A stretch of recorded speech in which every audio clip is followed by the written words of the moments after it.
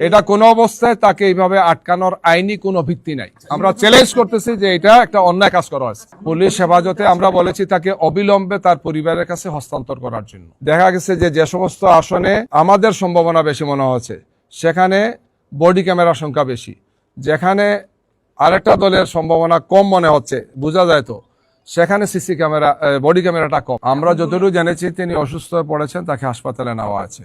কি করবেন আমরা জিজ্ঞেস করেছি যে ওনারা আইনি পদক্ষেপ নেওয়ার তো কোনো স্কোপ নাই, সেখানে কোনো স্কোপ নাই। পুলিশ হেফাজতে আমরা বলেছি তাকে অবিলম্বে তার পরিবারের কাছে হস্তান্তর করার জন্য, নাইলে আমরা মনে করব যে এটা ইন্টেনশনালি এবং যারা করেছেন তাদের উদ্দেশ্য মোটেই মহৎ নয়।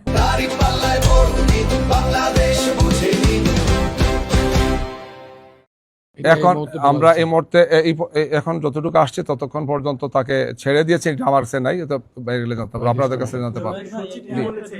এটা কোনো অবস্থায় তাকে এইভাবে আটকানোর আইনি কোনো ভিত্তি নাই। আমরা চ্যালেঞ্জ করতেছি যে এটা একটা অন্যায় কাজ করা হয়েছে এবং আমরা সংশ্লিষ্ট পুলিশ অফিসার বা যারা ছিলেন তাদের বিরুদ্ধে আইনি ব্যবস্থা আমরা নেব। আমরা তাদেরকে বলেছি এটা আমরা ক্লিয়ার করবেন যে এটা যদি আইনের ক্ষেত্রে যদি কোনো ব্যর্থ হয় তাহলে আপনারা এটা ক্লিয়ার করবেন। আমরা মনে করি আইনের কোনো ব্যর্থ নেই। ওনারা বলেছেন যে ইন্টারনালি কেউ যে কোনো জায়গায় মুভ করতে পারেন, এটা তার অধিকার, নাগরিক অধিকার। তার যেহেতু ঢাকা এয়ারপোর্ট থেকে পাস হয়েছেন, সেখানে একজন সংশ্লিষ্ট কর্মকর্তা ছিলেন, তিনি বলেছেন নিতে পারেন আপনি। সেই রেকর্ড আছে, ভয়েস রেকর্ড আমাদের কাছে আছে, আমরা অলরেডি আমাদের গ্রুপে দিয়ে দিয়েছি। বডি ক্যামেরার কথা বলেছি যে সমস্ত আসনগুলোতে মানে বেশি আবার কিছু আসনে কম।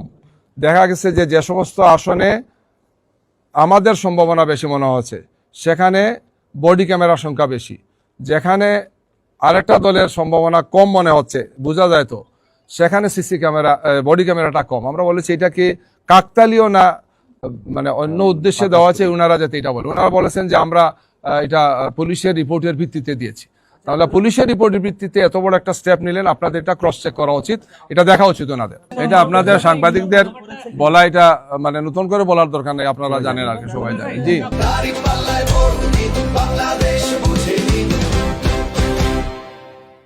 আমরা জনগণকে সাথে নিয়ে সন্ত্রাসীদের বিরুদ্ধে প্রতিরোধ গড়ে তুলব। প্রতিটা সেন্টারে ইনশাল্লাহ প্রতিরোধ হবে, গণপ্রতিরোধ হবে। এই জাতি 5 আগস্টে 2024-এর 5 আগস্টে সন্ত্রাসীদেরকে এবং ফেসিবাদকে তাড়িয়ে দিয়েছে, দেশ মুক্ত হয়েছে। সেই দেশ আবার মাথা নত করবে না ইনশাল্লাহ, কেউ পার পাবেন না ইনশাল্লাহ। আমরা জনগণকে সাথে নিয়েই তো প্রতিরোধ করবো ইনশাল্লাহ। কোনো অবস্থায় আমরা মাঠ ছাড়বো না ইনশাল্লাহ। জনগণকে সাথে নিয়ে সন্ত্রাসীদের প্রতিরোধ করে একটা সুষ্ঠু, সুন্দর, গ্রহণযোগ্য, শান্তিপূর্ণ নির্বাচন উপহার দেবো। আপনাদের সহযোগিতা লাগবে ইনশাল্লাহ। সবাইকে ধন্যবাদ।